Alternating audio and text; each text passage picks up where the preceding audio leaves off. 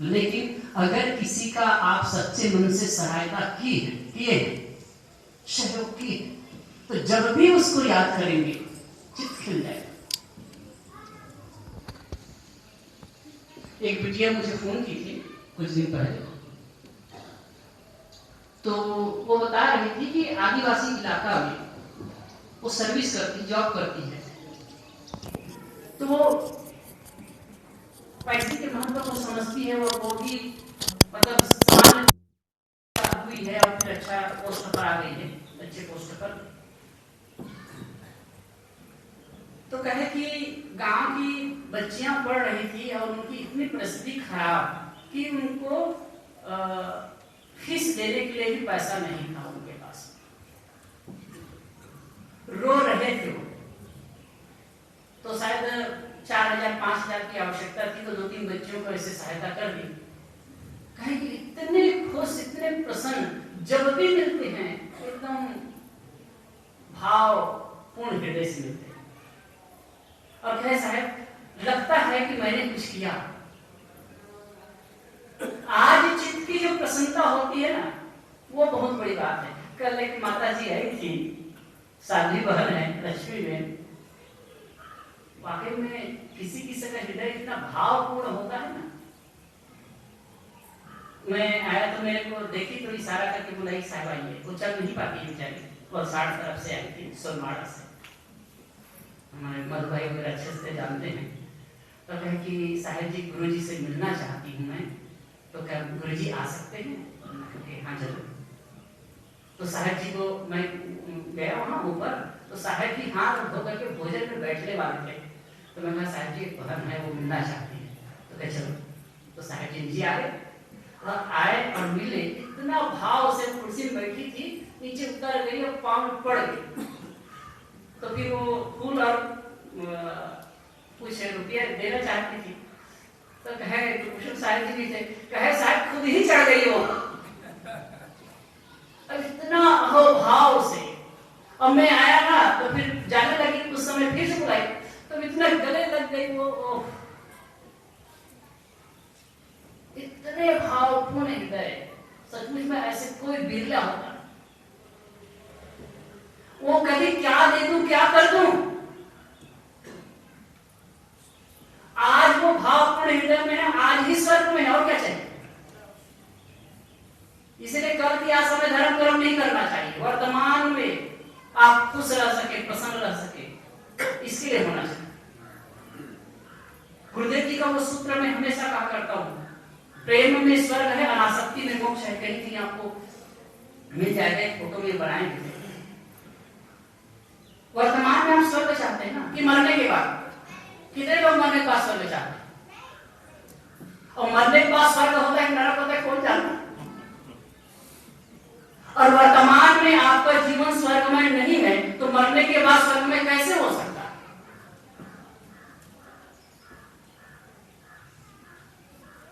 कभी कभी मैं एक कहानी कहा करता हूं। अमेरिका में एक चर्च में प्रोग्राम हो रहा था, तो रोज वैसे रविवार को सत्संग होता, प्रोग्राम होता था। तो एक हवर्ड नाम के व्यक्ति, जो वैज्ञानिक था, साइंटिस्ट था, वो भी वहां सुनने आता था। ईसाई था।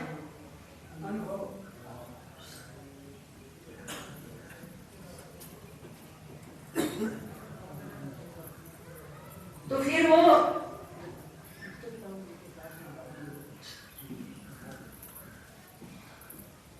वो आदमी बैठ करके सुना। अब उस दिन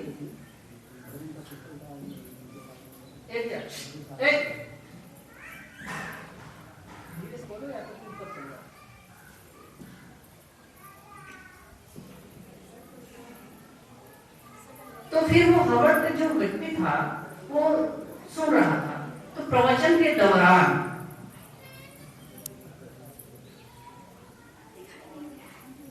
वो जो पादरी था वो कह रहा था कि भाई जो ईश्वर में आस्था रखते हैं, ध्यान दीजिएगा, जो ईश्वर में आस्था रखते हैं और सदाचार पूर्ण चलते हैं, उनका स्वर्ग होगा। सुने, जो ईश्वर में आस्था रखते रखते हैं और सदाचार पूर्ण चलते हैं उनका स्वर्ग होगा। प्रवचन के दरमियान, अपने वक्तव्य के दरमियान वो कह रहे, जब उनकी बात को सुने तो वो जो हवर्ड था वो खड़ा हो गया और हाथ जोड़ करके कहता है कि पादरी जी, आप जो कह रहे हैं बात सही है, लेकिन मुझे इसमें प्रश्न होता है। तो कि क्या प्रश्न? तो क्या प्रश्न यह है, आपने अभी कहा कि जो ईश्वर में आस्था रखते हैं और सद्गुण सदाचार से चलते हैं उनका स्वर्ग होगा। तो मेरा प्रश्न यह है, जो सद्गुण सदाचार से चलते हैं और ईश्वर में आस्था नहीं रखते हैं वो कहां जाएंगे? समझ रहे? जो ईश्वर में आस्था रखते हैं और सद्गुण सदाचार से नहीं चलते वो कहां जाएंगे? और दूसरा प्रश्न यह है, जो सद्गुण सदाचार से चलते तो हैं लेकिन ईश्वर में आस्था नहीं रखते वो कहां जाएंगे? पादरी का दिमाग घूम गया, क्योंकि उन्होंने कहा था जो ईश्वर में आस्था रखते हैं और सद्गुण सदाचार से चलते हैं वो स्वर्ग में जाएंगे।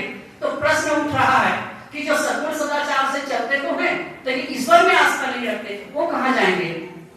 और ईश्वर में आस्था तो रखते हैं लेकिन सद्गुण सदाचार से नहीं चलते वो कहां जाएंगे? बड़ा परेशान हो गया। आ करके अपने कहे कि वो वहीं पे कहा, ईमानदार रहा होगा, उसने हाथ जोड़कर कहा, भैया मैं इसका उत्तर आज नहीं दे सकता। उसने ढोंग नहीं किया, पाखंड नहीं किया। उसने कहा कि मैं इसका उत्तर आज नहीं दे सकूंगा, कोशिश करूंगा कि अगले समय में दूं। आया, उसे नींद ही नहीं आई, बार बार वही चित्त में घूम रहा था। तो इसी बीच में वो स्वप्न देखता है। क्या स्वप्न देखता है? कि एक ट्रेन आई और ट्रेन में लिखा था स्वर्ग। तो लोगों को पूछा कि कहां जाएगी स्वर्ग? क्योंकि हम जैसे भावनाओं को लेकर सोते हैं ना, वही चित्त में चलता रहता है और उसी के अनुरूप हम स्वप्न देखते हैं। और स्वप्न में तारतम्यता नहीं होती है, टूटा हुआ रूप होता है, कुछ ना कुछ हम देख जाते हैं। जैसे कि कितने लोग देखे होंगे आकाश में उड़ रहे, कभी कभी मैं भी देखता था। और जब उड़ने की कोशिश कर रहे हैं, उड़ रहे हैं, अब जागे तो बिस्तर पर ही पड़े। तो ऐसे ही वो देखे कि वह स्वर्ग की बात चल रही थी, तो देखता है कि ट्रेन स्वर्ग में जा रही है। तो पूछा लोगों से, कहां स्वर्ग जा रहे? तो गए और जाकर के देखे स्वर्ग लिखा था, वहां उतर गए, देखे तो कुछ नहीं। जो पुराणों में और जो कथाकार लोग कहते हैं, अनेक धर्मों वाले कहते हैं कि स्वर्ग ऐसा है वैसा है, वहां लोग जवान रहते हैं, वहां पसीना नहीं आता है, वहां सोने चांदी की सड़क है, ये है वो है, कुछ भी नहीं। एकदम वीरान उसका जैसे लगा, बड़ा उठ गया, बड़ा उनको इधर उधर गया, देखा, लोगों से पूछा ये स्वर्ग है? तो कहते हाँ स्वर्ग है। हताश हो गया, वहां से आया, स्टेशन पर बैठा, फिर एक गाड़ी आ रही थी, तो वो गाड़ी में लिखा था नरक, तो उसमें वो बैठ गया और वहां उसमें बैठा, फिर वो चला।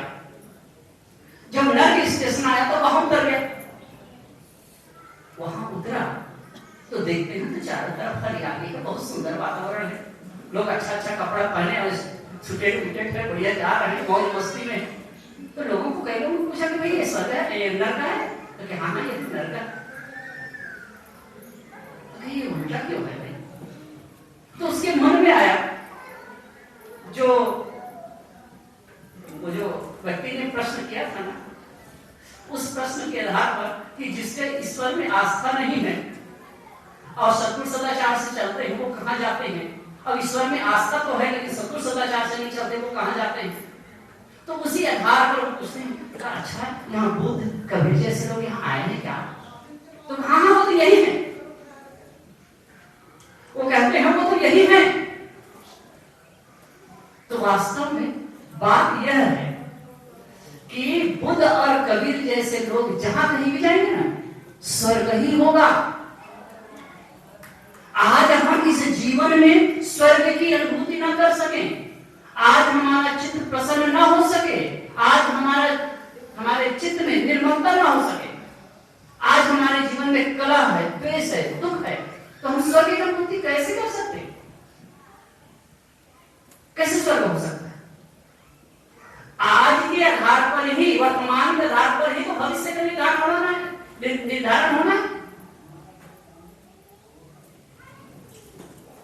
एक बात कहते हैं, अंत भला, कोई कहते हैं ना अंत भला तो सब भला।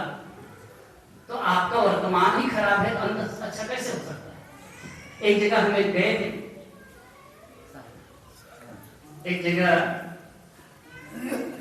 गया था तो एक माता जी थी बिल्कुल अंतिम अवस्था में, एकदम मरणासन स्थिति में। तो कहे साहब उसके कान में कुछ गुरु ज्ञान बता दीजिए। और वो माता कभी भी गुरु ज्ञान से मतलब नहीं रखी। अब अंतिम समय में गुरु ज्ञान का कुछ असर हो सकता है? गीता सुना दे या बीजक सुना दे या कोई ग्रंथ की पाठ करा दे तो वो कुछ असर होगा? उस समय तो सुनने की क्षमता ही नहीं है, एकदम निश्चेष प्राय स्थिति में है, तो ये सुनाने से क्या होगा? इसलिए जीवन रहते रहते अपने चित्त में प्रसन्नता, सरलता और पवित्रता लाना। अब यही धर्म और अध्यात्म, मतलब वर्तमान में आप सुख, आनंद और स्वर्ग की अनुभूति में उतरिए। आगे क्या होता है उसको छोड़िए। कबीर साहब ने कहा ना, जाको दर्शन की तह वाको दर्शन को, और जाको दर्शन की नहीं वाको इतना। जो आज अनुभूति नहीं कर सकता, आज दर्शन नहीं कर सकता, वो आगे क्या करेगा? आज हमारे हाथ में, वर्तमान हमारे हाथ में, भूत गया, भविष्य आने वाला है। तो वर्तमान की ओर हम अच्छा करना है, और वर्तमान अच्छा है तो सब अच्छा। खैर कुछ बातें कही, और बात यह है कि प्रेम, वर्तमान में यदि हम स्वर्ग की अनुभूति करना चाहते हैं, स्वर्गमय जीवन जीना चाहते हैं, तो प्रेम पूर्ण हमारा हृदय होना चाहिए, बनावटी वाला नहीं। किसी को देने का हो और बाद में फिर वो अटक गए, फंस गए। बोलिए सद्गुरुदेव